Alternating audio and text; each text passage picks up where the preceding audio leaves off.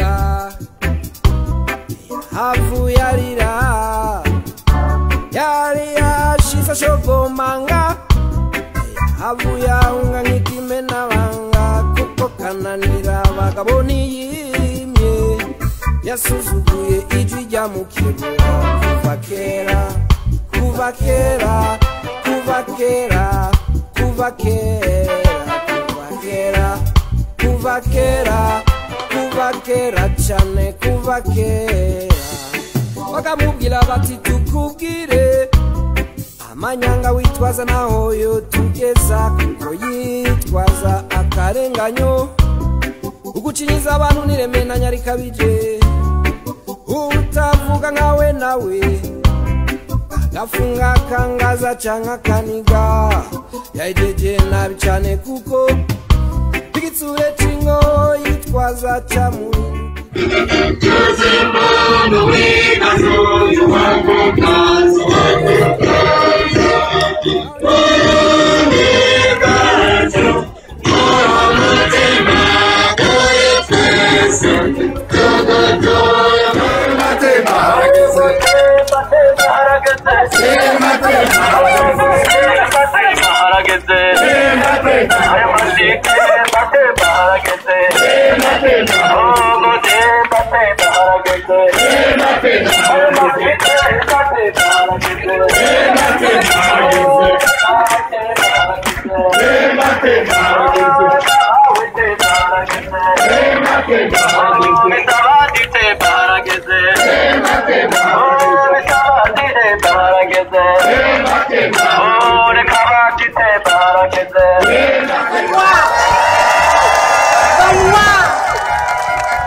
Valoir le potentiel et la possibilité de ce que peut devenir le Burundi. Vous êtes son présent, vous êtes son futur.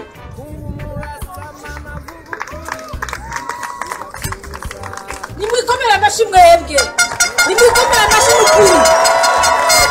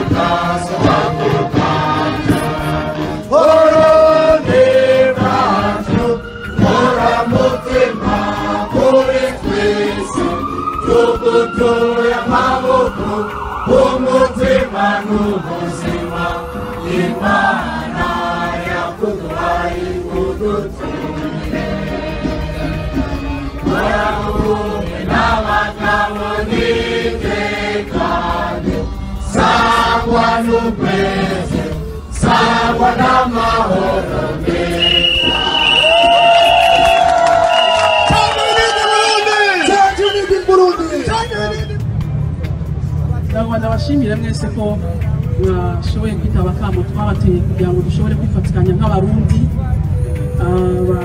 baba muri Portland n'amavile ari mu micungararo ya Portland na Westbrook, Lewiston, South Portland n'izindi. Nagomba imbere yuko ntangura kugira icyo mvuze kubera twese tuzi ukungene mu Burundi hari umutekano muke uri kuranahitana abatari bake cyane cyane abana bato. Nagomba mufashe dufate umunota umwe wo kwibuka no gusezera abitavye Imana muri iyi minsi indwi imwe iheze imyiyerekano itanguye yo kwiyamiriza ikiringo cya gatatu cha Petero Nkurunziza. Ndabasabe rero umwe wese ahari mu gacerere mu cyubahiro cyanyu dufata umunota umwe wo kwibuka gusezera no gufata mu mugongo abasigaye.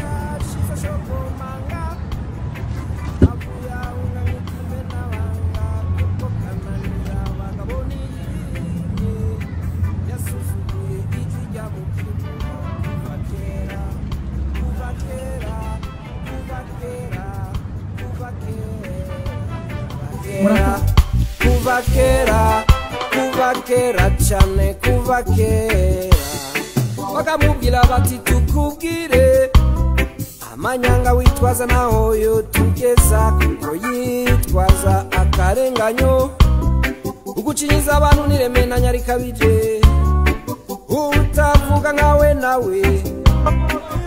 We want justice in Burundi. We want justice in Burundi. We want justice in Burundi. We want justice in Burundi. We want justice in Burundi. Nobody wants justice in Burundi. They are killing young people in Burundi.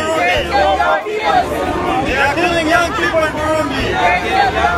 That's why the Burundian people who are here are going to tell our friends here in America that injustice anywhere is injustice everywhere. Injustice everywhere, anywhere is injustice everywhere. No man is an island.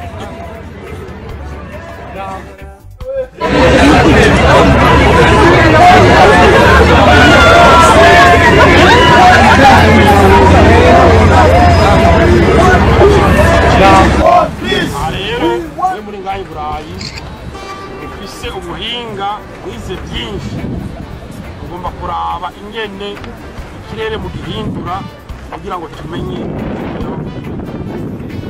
akona akazi k'iwanyu. Ijambo rya gatatu, hamaze gufungwa abantu barenga 400, hamaze gupfa abantu bashika 6 n'abarenga umunota ku munota biguma bihinduka. Amamanda yo gufata abantu ahari menshi. Abantu rero kuvuga ko mu Burundi bari mu maganya, bari mu marira, batagira abacira nayo mamira. Nico gituma tubasaba mwese uko muri ngaha benshi nibaje, benshi bifuza kuza. Bariko tubavuga n'abapolisi yuko tugira amashe manifestation kwa Mungu haza abantu benshi gose. Kuba mwaje kwereka bene wacu igikorwa murimo mwitume nguko babivuga mu Kirundi, kwereka yuko turi kumwe nabo kandi tubashigikiye mu mvugo no mu ngiro. Twaje kwereka aba bazungu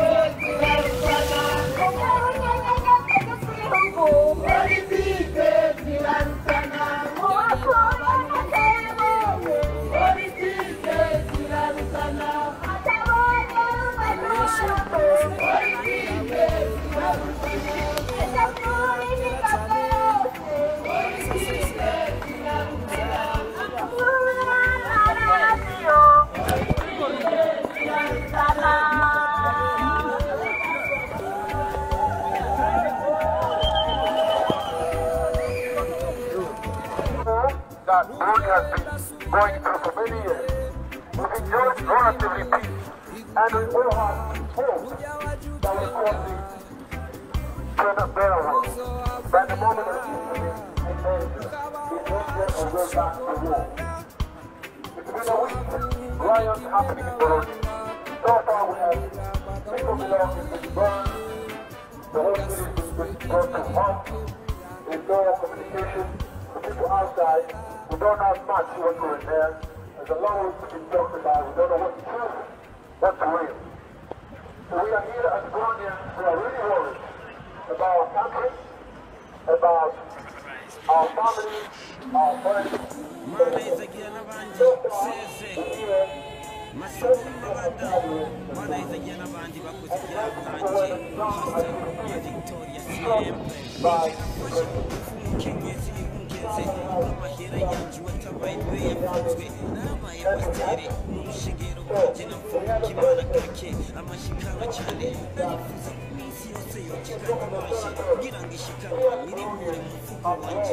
But there's no vacancy when a country is divided.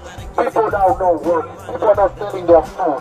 The same people who are poor, already poor, by just getting a whole country to a home, he does not help no one.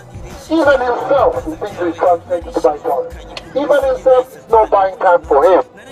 So if he was fair, I don't think that the manner he's doing it, the way he's doing it, is absolutely for someone in his position. It's far, far, far beyond. He's acting on behalf of a party, not on behalf of a country. We need a country that is together. So, I ask everybody, Namoko Atujambo. Namoko Atujambo. We are here again. Reason why is the BBC. We are here again. Recently we heard their broadcast. Somewhere is very warm the way they are painting the conflict. They are painting the conflict. Hak o genocide! Hak o genocide! Hak o genocide! Hak o genocide! Hen demokratie zonder vrijheid! Hen demokratie zonder vrijheid! Hen democratie zonder vrijheid! Hen democratie zonder vrijheid! Door deze dégage! Hak o genocide! Hak o genocide! Hak o genocide! Hak o genocide!